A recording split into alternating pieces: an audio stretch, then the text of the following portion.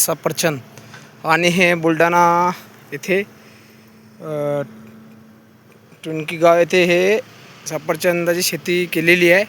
आणि आपण पाहू शकता सफरचंद जोडून सफरचंद शेती केलेली आहे आणि आपण व्हिडिओ काढता म्हणजे या शेतामध्येच असतो आपण मित्रांनो.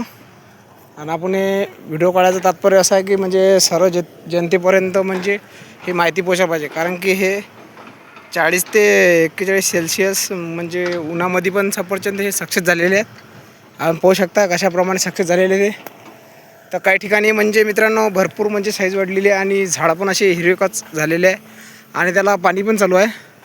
हे पाहू शकता मित्रांनो झाडं कशी आहेत. आणि एक तुम्हाला दाखवतो मित्रांनो की सफरचंदाची साईज हे कशी आहे. हे बघा, बघू शकता मित्रांनो सफरचंदाची साईज.